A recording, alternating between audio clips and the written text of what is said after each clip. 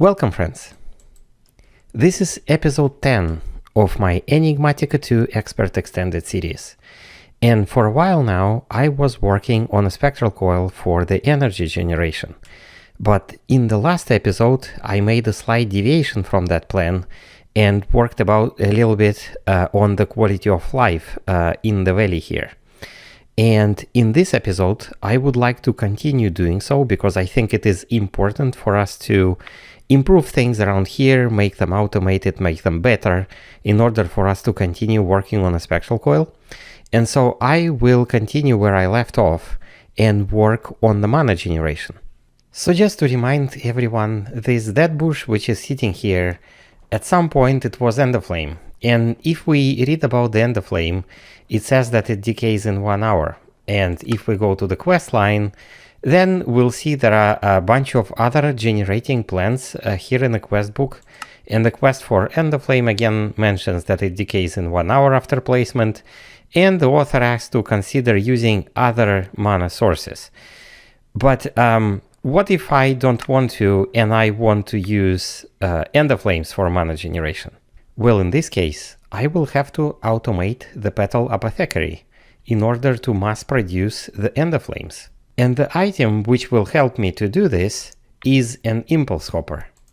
But first we need to craft this, and for that we need Dark Steel Ingots and Infinity Bimetal Gears. First thing we'll need to do to craft the Bimetal Gears is actually go to the bedrock and surprisingly light it on fire. After a little while, the fires will start to go out, and when they go out, there is a chance they will produce the Grains of Infinity. And we can use these Grains of Infinity to craft the Infinity Bimetal Gears. The other component we'll need is Dark Steel Ingot, which can be casted from a Molten Dark Steel, which is simply an alloy of Molten Steel and Molten Obsidian. Quite straightforward. I have crafted some extra Dark Steel like I'm supposed to, and so now we can craft the Impulse Hopper. Impulse Hopper is a really cool device which has 6 input slots, 6 filter slots, and 6 output slots. And the cool thing about it is that the items from the input slots move to the output slot only if you collect at least one item for each filter that you'll set. But before I can show you this device in action, we need some capacitors which are missing from the device. In the last episode, I was explaining how I power my harvester using thermoelectric generators, and in order to put this power, I had to dig down below.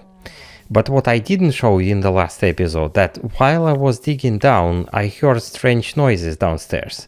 And so I dig myself a hole and went down. And as I went down, I actually saw a pretty large cavern in here. But as I travel through the cavern, I have discovered several chambers with some loot chests, and if we follow the spiral down, we'll see some spawners, like in this case a skeleton spawner, and more chests, and if we go down we'll see a spider spawner. So basically it's a kind of mini dungeon, and it's quite surprising I found this right below my base. So I didn't open any of these chests. And I would like to do this on camera and see what we can find in them.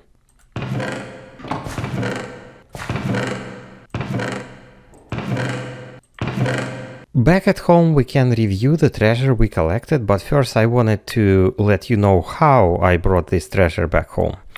And I used the travel kit, and this was the reward from one of the very first quests we've got. And initially when we collected it, the travel kit had only 1 row. However, you can use couple Invar nuggets to get a second row, and then you can use that new satchel and couple Electrum nuggets to get a third row. So now if we open this, we have 3 rows of items, which is quite useful inventory we can travel with. So if we review the items we collected from these chests, we can see that we got ourselves a steadfast drone, and this will be useful later. This is a pretty good find. We also got enchanted book, which is a silk touch book. Again, will be pretty useful.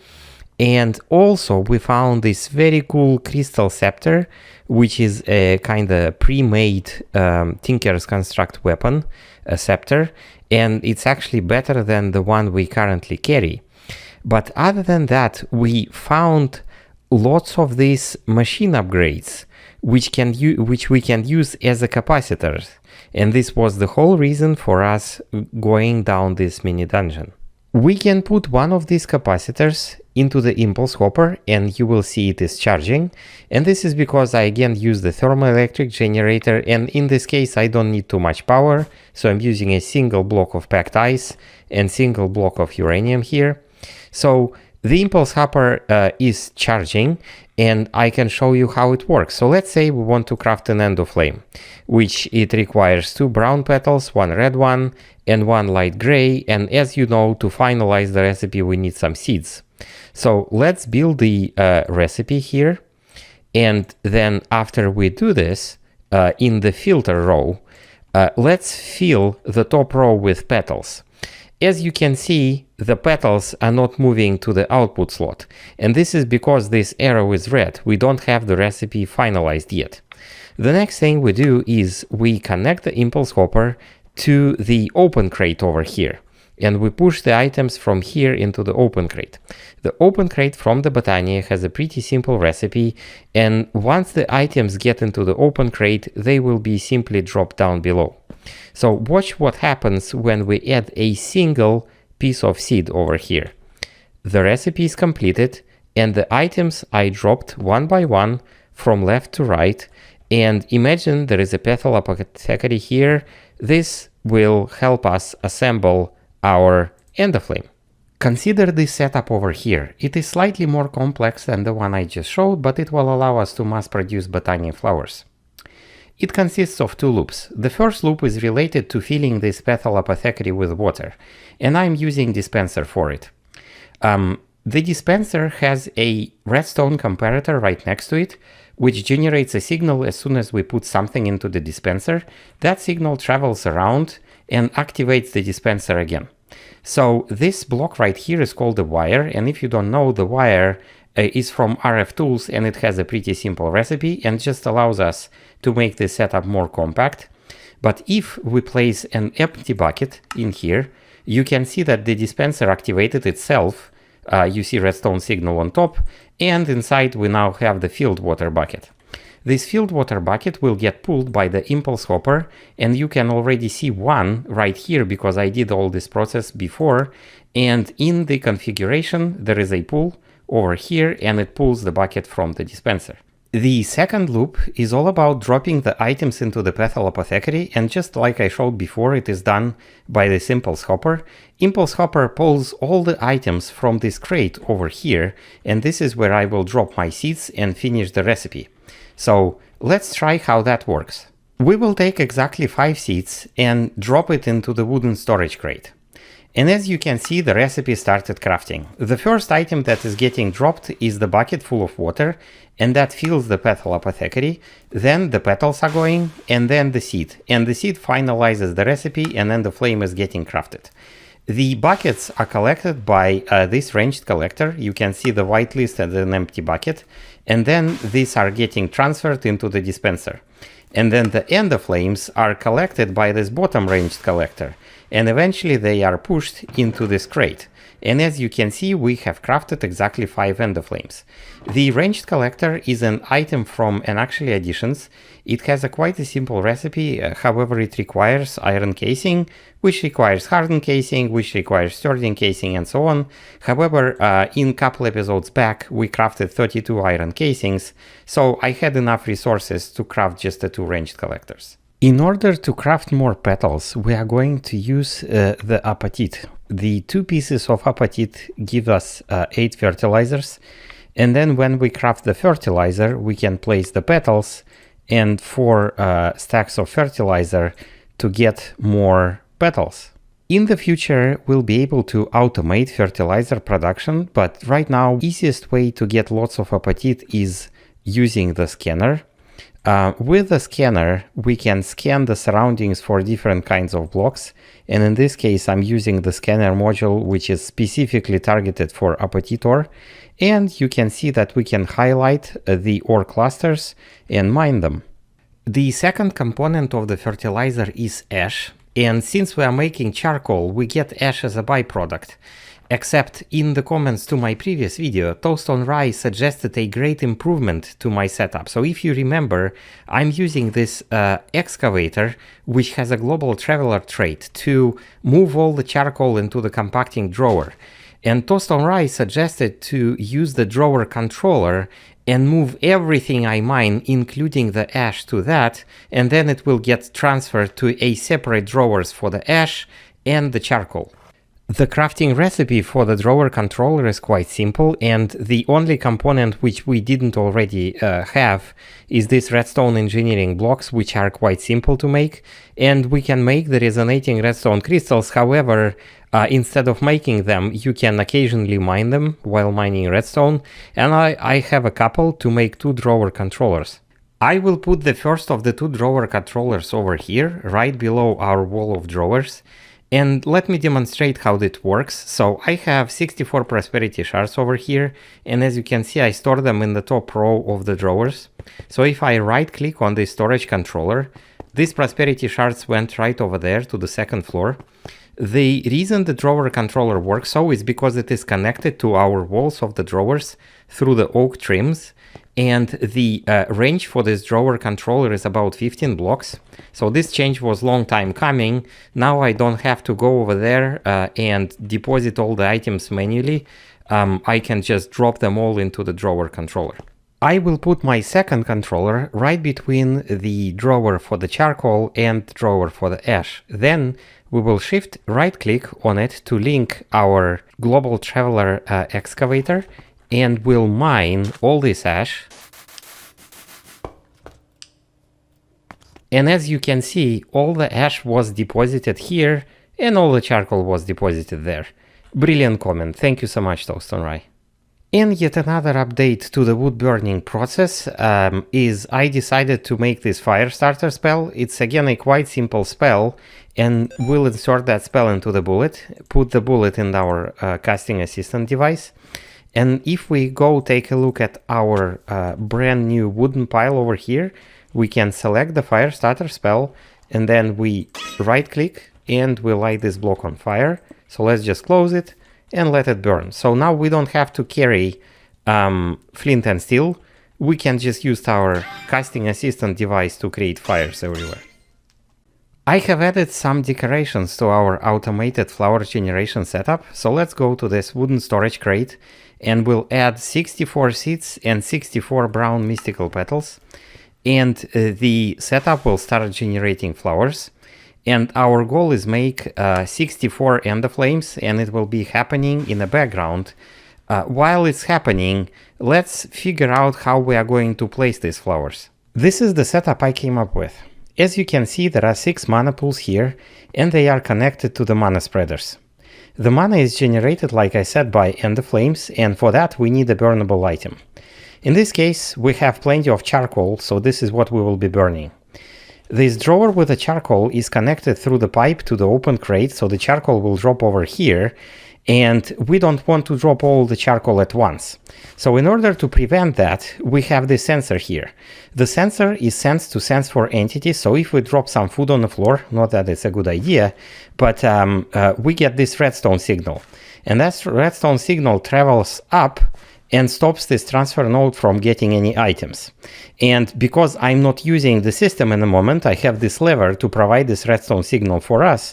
But if we disable the lever, then the charcoal is getting dropped. The ender flames are consuming the charcoal. And as you can see, the energy is being generated, and we are shooting some mana pulses. So if we let this system run for a while, you will see that it's not the most efficient, and this is because we can only see 2 of the mana spreaders running constantly, with this one mana spreader occasionally firing a pulse, and this is probably because we're not supplying enough fuel to get all of the Ender Flames running, and in order to fix this, I think I need to supply compressed charcoal instead of just charcoal. Then we'll have enough fuel to fuel all of them. One other thing I wanted to highlight is how this Ender Flame degradation works. So if you highlight the Ender Flame, it says decays in 1 hour, and you see this bar at the bottom of the flower, which shows exactly how much of this 1 hour in terms of time is left. And after this time runs out, the Ender Flames will change to a dead bush. But anyway, this is how the system will run for now. One thing I'll say is that this system is pretty loud, so I've crafted this super sound muffler. The recipe is quite simple, and then it's quite cheap as well. And if we plop it over here, all of a sudden it's all quiet. The problem was that I could actually hear all of the sounds from my crafting base, and that was quite annoying. This is why it requires a sound muffler. Now that we have set up the simplest mana automation, I believe it's a good time to get to our progress board and kind of think about our progress. And I think it is time to look away a little bit from the magic side of things and kind of look at the industrial side of things on our progress. And one of the things I didn't do too much is industrial craft. And the reason, if we look at the industrial craft and the machines, the reason I didn't look too much into it is because I need lots of materials, mainly simple metals, like the iron, copper, and tin. And I believe if we automate production of the simple metals, it will make our progression in industrial craft quite much easier. And in general, it's good to set up this process automated so we have a good amount of metals to work with. So let's set that up. The first problem we are going to tackle is automation of iron. We are going to be making iron using ferrous junipers. If we plant a ferrous juniper sapling and let it grow and then harvest it, we can get the ferrous juniper planks. These planks, if we smelt them, we get 8 millibuckets of molten iron, and you know that you can cast this into iron ingots, and for that you need 144 millibuckets. So this means that we need 18 ferrous juniper planks per ingot. We are going to be planting and harvesting our ferrous junipers using the forester from Cyclic, just like we do over there for our regular tree setup. And I have placed this enhanced building guide to highlight how it's going to work. So imagine this is forester. The area highlighted is 17 by 17, and it ends up here on this block. So imagine we plant a sapling of ferrous juniper over here, and imagine it grows. Once it's grown, you can see that the leaves of this tree, they are sticking out by 2 blocks from the base of the tree. So if we break these leaves and they drop saplings, the saplings could potentially drop on these 2 blocks. And so if we plant the trees 2 blocks away from the white line, the square you see inside here needs to be covered with some automated item collection in order for us to keep this area neat and clean. This automated collection system will consist of ender hoppers, and ender hoppers have a pretty simple recipe, especially considering the last episode where we killed a bunch of withers and collected wither dust. So these ender hoppers have an area which is 9 by 9 blocks centered on the ender hopper itself. And so if we position it like this, there is a line here where their action will be overlapped. However, anywhere we drop items, let's say I drop one in a corner, all these items will be collected by these ender hoppers and deposited in the wooden storage crates. The ferrous juniper saplings themselves have a pretty simple crafting recipe, so we can craft quite a few, and then if we plant them like this, like I said, 2 blocks away from the square, we'll be able to collect all the items they drop. And in this case, we need the forester to plant the saplings in the 13 by 13 area around it.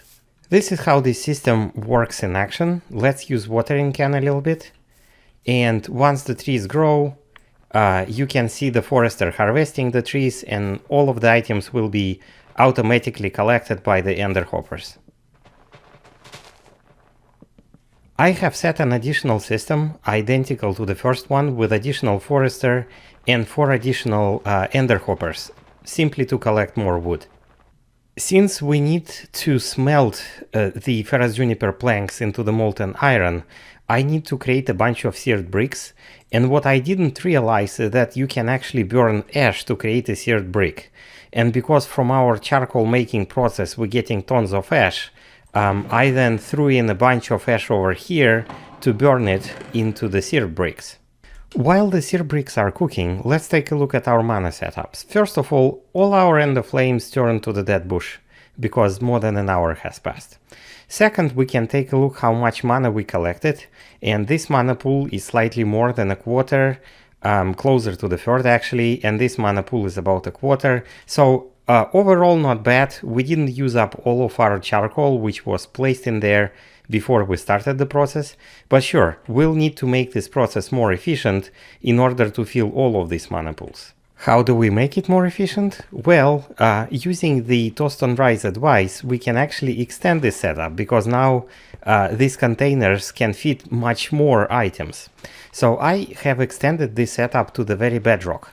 And so let's take a look what was there before. It was about 9.5 stacks of ash, and then in terms of double compressed charcoal, we have 1 stack plus 38 items. So let's see how many items we get if we harvest it all.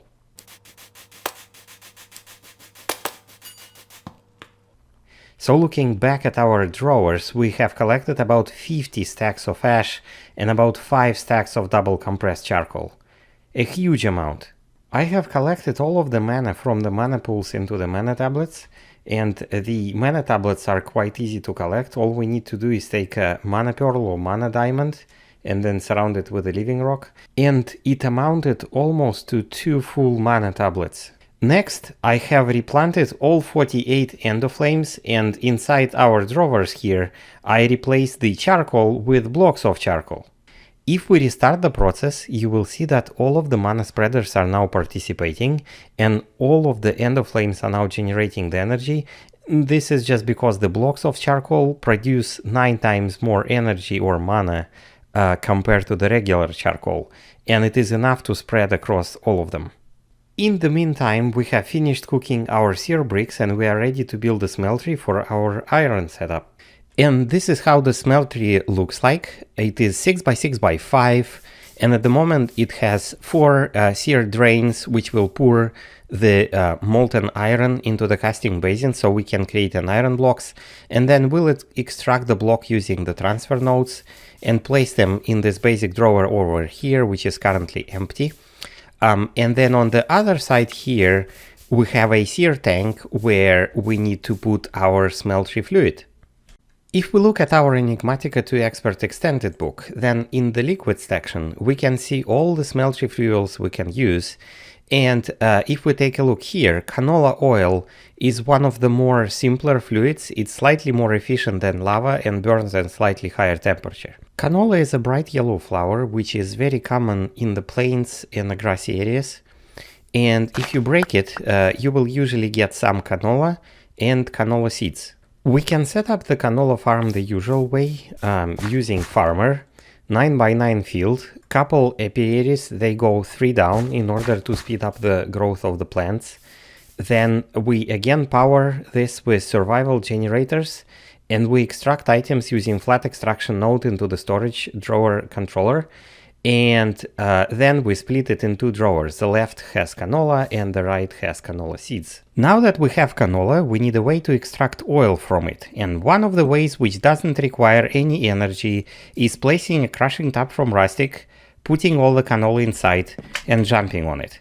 But this way is kinda slow and boring, so we need to do something about it. For this, let's go back to the magic a little bit. In our Thermonomicon, we'll research a couple things. The first one will be alchemical metallurgy. And we can finish alchemical metallurgy if we craft a thorium ingot and develop the alchemy theory.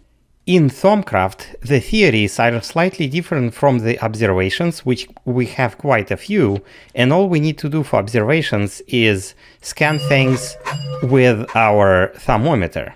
To craft a theory, we need to go back to the research table, and theory crafting in Thaumcraft is quite an interesting process, and there is a chapter on it in Thermonomicon. I will not read through this, and instead I'll try to show you how it works. In the research table, you will see a couple things. Our scribing tools, which use durability as we craft theories, the stack of paper, which we use for any card we draw, then create theory button. Then we'll have these light bulbs, which represent how many steps do we have, basically our creativity. And then couple blocks which help us, in a way, getting more of these light bulbs. So when we click create a theory, we'll see the stacks of papers. And now this will be a game for us to craft a theory. And crafting theory means that we need to assemble more than 100% of knowledge in a particular area. So let me show you. If I click the stacks of papers, we'll get 2 cards at random. At the top, you will see the cost of the cards. So each of them will cost us 1 creativity.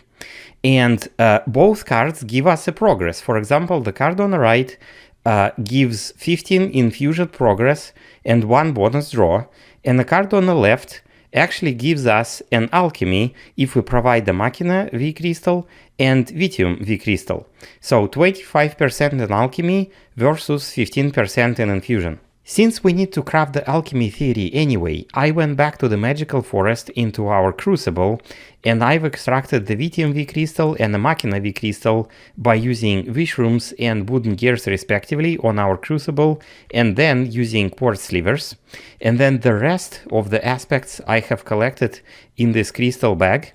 And I wanted to remind everyone that if you don't know or don't remember where to get a specific aspect, you can use JI, type the name of the aspect, and then you'll get the recipe for that aspect. And it lists all of the items you can get this particular aspect from. And in my case, I was just scrolling and I went to these wooden gears, which have 5 machina in each of them. They can be found in the dungeons and they are not useful for anything else, so I just dumped them into the crucible. Now with these 2 V crystals in our hand, we can choose the left card. And as you can see, as the card says, we are gaining 25% progress in alchemy, and we can draw a second set of cards. And this time we can get inspired and get 22% in alchemy again. And then the second thing, we can get 20 artifice, but because we are after alchemy, I'll choose this one. For the next step, we can either gain 8 to 18 in artifice, or actually get 25 progress divided evenly between all current active categories. And all of our current active categories are basically just 1, alchemy, so definitely we'll choose this one.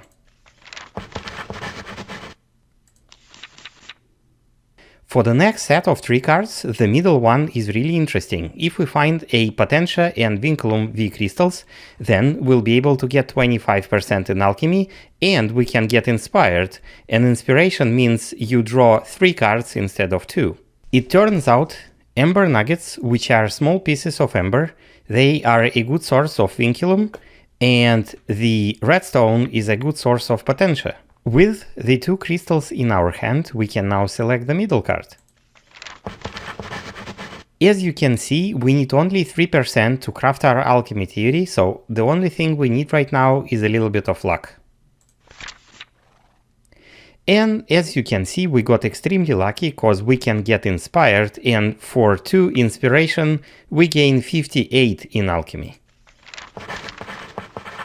Now we are sure we'll get the theory, but there is one last step and we need to spend all of our inspiration to finish the process, so let's click at it again. And in this case, we can choose the left card and gain 21% in artifice, and we'll just do it to finish the process. I've crafted a jukebox and I spent 1 diamond on it, so now let's choose the left card. Now that we have spent all of the inspiration, we can complete the theory. In the Thermonomicon, in the Knowledge Totals tab, you can now see the theories we have. And we do have one alchemy theory, but also I believe that the partial progress we've achieved in fundamentals and sacrifice from our theory crafting is actually saved, and we can continue develop this, but now we have the full alchemy theory. I have shown you the full process of theory crafting, and going forward I don't think I will do this for every theory I craft, but I just wanted to highlight how cool this minigame embedded in Thermcraft is, and I hope you liked it. So now let's go back to crafting the thorium ingots. 5 Terra and 5 Praecantatia and then lead ingot will give us one. Now we can complete alchemical metallurgy. The next thing on our list is in Artifice tab, the little thing called Hungry Chest. To complete this we need observation of Gallimancy and any sort of chest. The Hungry Chest has a pretty simple recipe, just some greatwood planks and oakwood trapdoor. And it's a neat little device which looks like a chest and allows you to just pick items you drop out in the open. As you can see, the items are in the chest, and I'm sure we'll find a good uses for it in the future. But for now, let's look at the next research we can do, called Arcane Levitator. Arcane Levitator has a pretty simple recipe, although it does require thorium plate and this simple arcane mechanism which requires alchemical brass and a stick. But then, if we place one in a world, it can lift us quite high above the ground. On the back side of Arcane Levitator, there is this dial where we can change the distance between 8, 16, 32 and 4 blocks, and for every distance the amount of V per minute it drains when we are floating above it is different, and the current aura can be shown in the top left corner. And so you can probably see where I'm going with this. If I take a sequencer, and sequencer is a neat little tool from RF Tools, which allows us to create a signal patterns, and in this case my pattern is 4 ticks redstone on, 4 ticks redstone off, and I connect the sequencer to the Arcane Levitator, which is put below a crushing tab. Take a look at what happens if I float above. I can crush this canola really quickly into the canola oil. Jumping this way is much faster compared to what I could do with just my hands.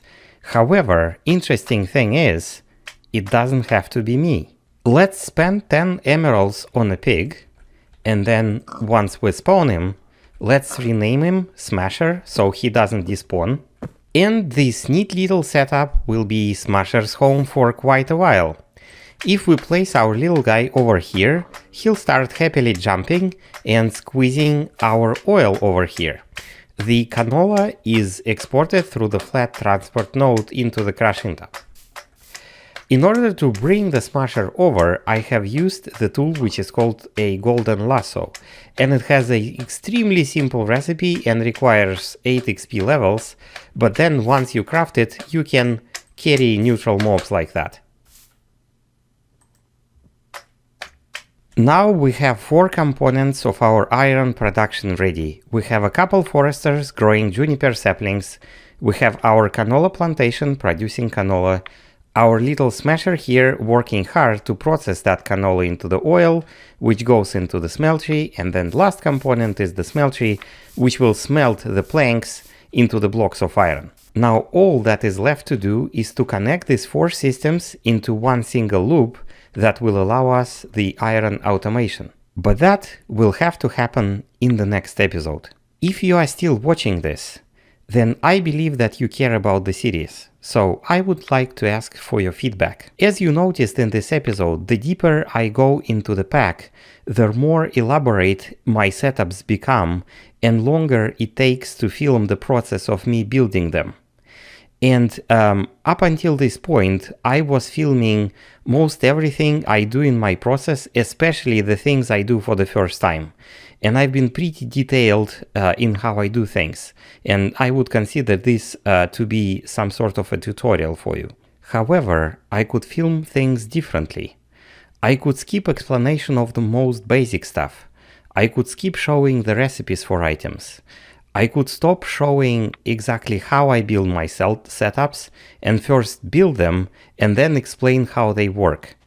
And finally, I can stop explaining how some of the machines work, since you can find this information elsewhere. And if you would like me to do so and change the way I make these episodes, please let me know in the comments below. But for now, I would like to thank everyone very much for watching, and I hope to see you all next time. Same place.